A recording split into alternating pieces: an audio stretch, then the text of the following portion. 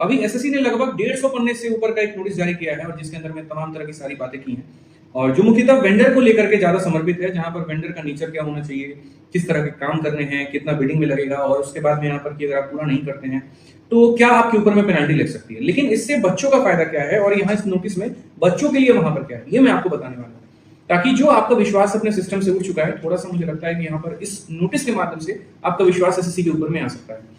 अभी आपने देखा कि हमने वेटिंग लिस्ट को लेकर के काफी ज्यादा विरोध किया था और धीरे धीरे वेटिंग लिस्ट अप्लाई हो रहा है, बस तरीका थोड़ा सा दूसरा है। आपने देखा फ्लोटिंग और फिक्स वाला जो पैटर्न है उसके माध्यम से, तो वो भी एक अपनी जगह पर सही है और चीजें सही जा रही हैं। और दूसरा अगर आप देखेंगे कि फॉर्म मतलब कितने सारे प्रॉब्लम्स आप लोगों के होते थे कि हम एसएससी के नंबर पे कॉल करते हैं तो कोई फोन नहीं उठाता, हम वहां पर मैसेज करते हैं तो रिप्लाई नहीं आता, हमारे छोटे छोटे ग्रीवांसेस होते हैं उसका कहीं पर कोई समाधान नहीं है।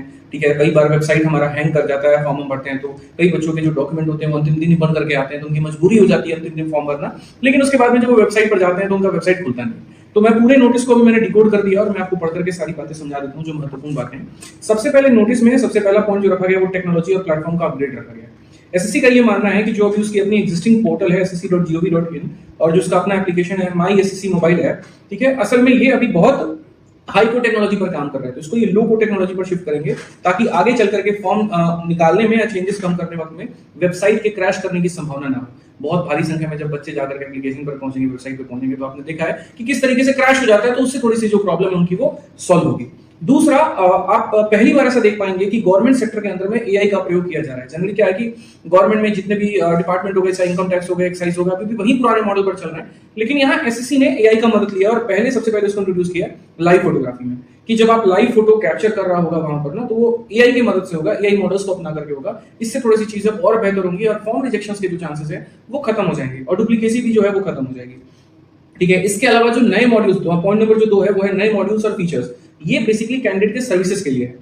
अगर हम देखें तो जैसे आपका ओटीआर है और फॉर्म भरना है, पिछले 2 सालों में आपने देखा कि ओटीआर जैसी सिस्टम आई, इसके पहले ओटीआर नहीं था, रजिस्ट्रेशन होता था, लेकिन ओटीआर ठीक लगता है भाई, लेकिन आप समझो ना, बिना साइबर कैफे वाले की मदद से बहुत ऐसे बच्चे हैं ग्रामीण क्षेत्र के जो फॉर्म भर ही नहीं सकते। अब इसमें समस्या क्या होती है, साइबर कैफे वाले ने गलती की तो परेशानी यहाँ बच्चा होता है, भुगतता यहाँ पर बच्चा है। ठीक है, तो ये छोटी सी चीजों को लेकर के ओटीआर में उन्होंने कहा कि हम इसको थोड़ा और आसान बनाएंगे, थोड़ा और सरल बनाएंगे, ताकि बच्चे के लिए चीज बड़ा बेहतर हो पाएगा। साथ में एग्जाम सिटी और शिफ्ट एलोकेशन, पिछली बार आपने देखा कि अब बच्चा खुद से अपना शहर भर सकता है, खुद से अपना समय चूज कर सकता है, लेकिन इसमें समस्या क्या आ रही है कि कुछ ही ऐसे चुनिंदा शहर हैं और कुछ यहाँ पर टाइमिंग है जिसकी डिमांड सब किसी के लिए ज्यादा होती है, तो बाकी बच्चों को मजबूरन 400-500 किलोमीटर फेंकना पड़ रहा है। तो यहाँ पर इन्होंने कहा कि इन सब के लिए नया रैंडमाइजेशन और नॉर्मलाइजेशन मॉड्यूल बनाया जाएगा और कोशिश किया जाएगा कि एक सर्टेन रेडियस के अंदर में बच्चे जो है वो पेपर अपना दे पाए। ठीक है, फिर उसके बाद में आधार और डिजी लॉकर इंटीग्रेशन, इसको इन्होंने कहा कि यार हम इनको जोड़ेंगे, तुम्हारा आधार कार्ड और डिजी लॉकर में जो डॉक्यूमेंट है ना उसको एक तरीके से इंटीग्रेट कर देंगे, ताकि जो तुम्हारा डॉक्यूमेंट वेरिफिकेशन और रजिस्ट्रेशन जो है वो थोड़ा और सिक्योर हो पाए। बच्चा क्या करता है कि रजिस्ट्रेशन करते वक्त में कुछ भी भर देगा, कुछ भी टाइप कर देगा, हम ओबीसी बना देगा, अपने आप को SC/ST बना देगा और फिर पूरा प्रोसेस देगा और एंड में बोलेगा जी हम तो नहीं हुए, कोई बात नहीं, हमारा सिलेक्शन नहीं हुआ, हमें क्या ही फर्क पड़ता है। तो इसको थोड़ा सा है ना, मतलब एसएससी ऐसे लेके चल रही है, ये तो बच्चा टाइम वेस्ट कर रहा है एसएससी का, तो क्यों ना इसको सही किया जाए कि इंटीग्रेट कर दिया जाए। जब आधार कार्ड में दिख जाएगा कि वो 20 साल का नहीं है और डिजी लॉकर के माध्यम से पता चल जाएगा तो फॉर्म ही नहीं भर पाएगा। तो कुछ इस तरह की बातें जो है वो डिजी लॉकर और उमंग ऐप का इंटीग्रेशन करने वाली है एसएससी, ताकि थोड़ा जो ट्रांसपेरेंट सिस्टम है वो और बन पाए। नेक्स्ट पॉइंट नंबर जो 3 है वो है आपका रिजल्ट ईआरपी। सबसे बड़ा जो बदलाव है वो ये है। अब आप बोलोगे रिजल्ट ईआरपी क्या है, तो एक सेंट्रलाइज्ड रिजल्ट ईआरपी सिस्टम बनाया जाएगा जो टीयर वाइज और फाइनल रिजल्ट दोनों को प्रोसेस करेगा। ठीक है, और इसके अंदर में क्या होगा, तो जो कट ऑफ्स हैं, जो मेरिट लिस्ट है और टाई ब्रेकिंग रूल को सिस्टम में ऑटोमेट किया जाएगा, जिससे रिजल्ट प्रोसेस ट्रांसपेरेंट होगा और ह्यूमन एरर को मेरे भाई कहीं ना कहीं चांसेस खत्म हो जाएंगे। अभी क्या होता है कि ये लोग पूरा एक्सेल फाइल पर काम करते हैं, जो भी रिजल्ट आया फिर उस एक्सेल फाइल में ये देखते हैं अच्छा इस डेट से ऊपर इतने कैंडिडेट हैं लेकिन हमें तो इनको लेना नहीं है तो उसको एलिमिनेट करो, जिसका पिछली बार आपने देखा भी था कि एसएससी से एक ह्यूमन एरर हुआ था और बाद में कोर्ट केस करने के बाद 1100 कैंडिडेट्स की एंट्री करवाई गई थी। तो यहाँ पर अब ये क्या करेंगे कि जितने इनके नियम है, जैसे टाई ब्रेकिंग रूल हो गया कि 2 कैंडिडेट के अगर सेम नंबर आते हैं तो चूज किसको करना है, तो ये एक्सेल से अब हट करके एआई की मदद से यहां पर ईआरपी सिस्टम लगा करके इसको सही करेंगे कि भैया एक सिस्टम, एक ऐसा ऑटोमेटेड सिस्टम हो जो बच्चों के रिजल्ट्स को सारे नियम का ध्यान रखते हुए करे और वहां पर गलती होने की संभावना कम हो। तो ये एक बहुत अच्छी बात है। बेचारा इसी चलते एसएससी जो है हर बार कोर्ट में न जाता था, उसके ऊपर में केसलेस हो जाएगा और परेशान बेचारा रहता था, तो शायद इसके माध्यम से हो सकता है चीजें सही हो जाए।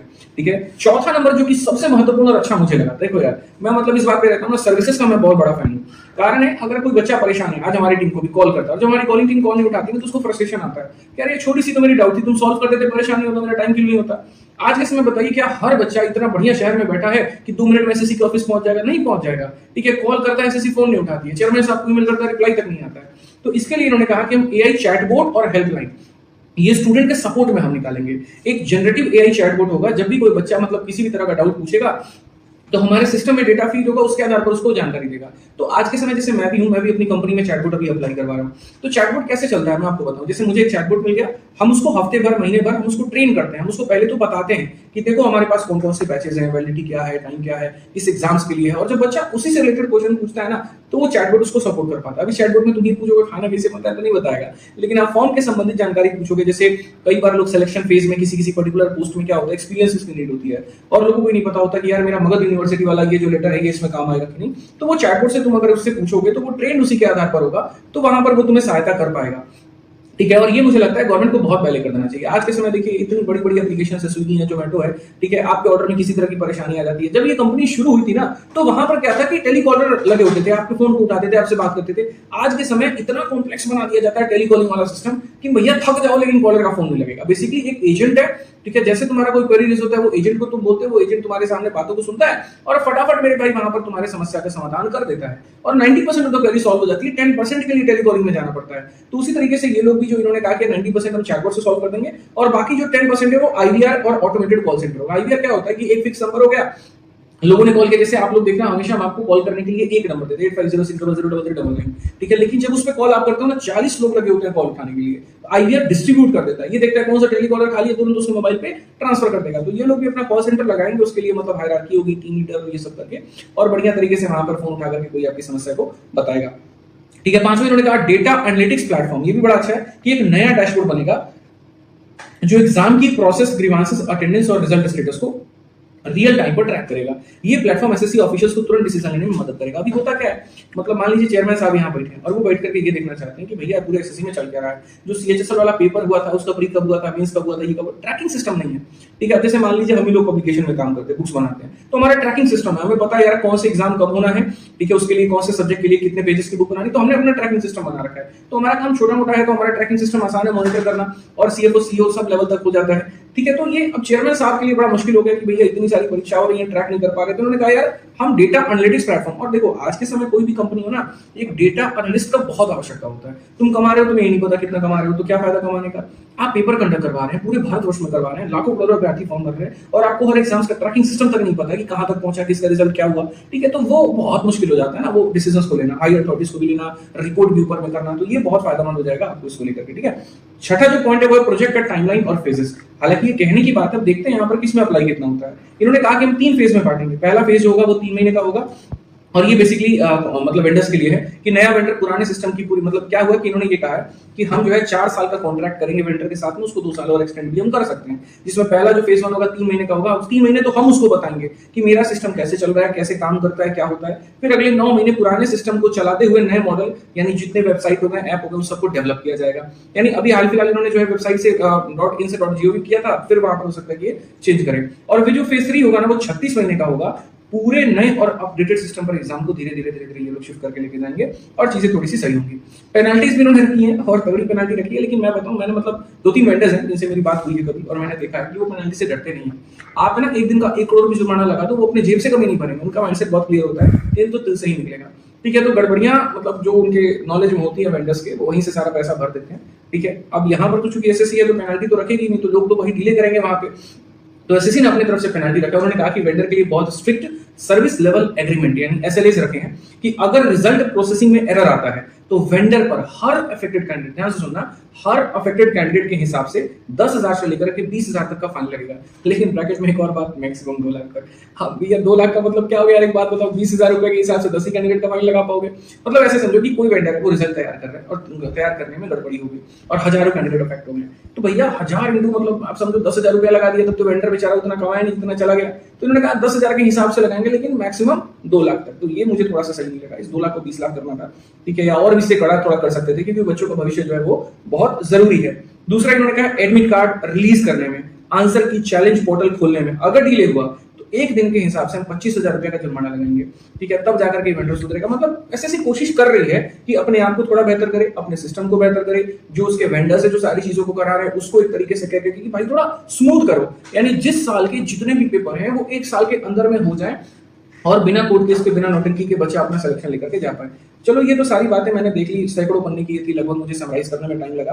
देखो मैं जानता हूं इस बात को लेकर कि एसएससी में काफी ऐसे लोग हैं जो ईमानदार हैं और जो काम करना चाहते हैं, बट ये जो प्रोसेस है ना ये एक व्यक्ति के ऊपर में डिपेंडेंट ही नहीं है, कई सारी कड़ियां हैं जो एक दूसरे से जुड़ी हुई हैं, और इस कड़ी में कोई एक व्यक्ति भी अगर खराब निकल जाता है या उसकी मन की मंशा उतनी साफ नहीं होती, जो काम करना नहीं चाहता, तो इससे लगभग सभी अफेक्ट होते हैं, ठीक है। तो ये कहीं ना कहीं अपने आप में बहुत गलत हो जाता है। और जब भी देखो आज के समय अगर गवर्नमेंट सेक्टर में हम बात करें कि अगर गवर्नमेंट के खुद के सारे प्रोसेस इतने अच्छे होते तो दिक्कत नहीं होती, उसको डिपेंड होना पड़ता है प्राइवेट सेक्टर्स के ऊपर में, प्राइवेट एजेंसीज के ऊपर में, और उनकी गड़बड़ी का मेरा मतलब पूरा जो दिक्कत है वो एसएससी को भुगतना पड़ता है। एसएससी बाद में उसको पेनल्टी भी लगाती है, फाइन भी लगाती है, उसको खत्म भी करती है वहां पे, ठीक है, लेकिन फिर बाद में क्या होता है वो और प्रोसेस लंबा खींचता जाता है। तो इस मतलब मुझे जो नोटिस पढ़ने के बाद समझ में आया वो ये है कि एसएससी चाहती है सच में कि सारी चीजें बहुत स्मूथ हो, वेबसाइट बहुत अच्छा कर दिया जाए, एप्लीकेशन बहुत अच्छा कर दिया जाए, बच्चों के एग्जाम सेटिंग में कहीं कोई दिक्कत ना आए, फर्जीवाड़े को जितने बेहतर तरीके से हो सकता है रोका जाए। लेकिन जितनी अच्छी अच्छी बातें नोटिस में अगर ग्राउंड पर इतना हो गया तो यकीन मानिए एसएससी से बेहतर कोई परीक्षा नहीं होने वाली है, ये मैं आपको ये बात कह रहा हूँ।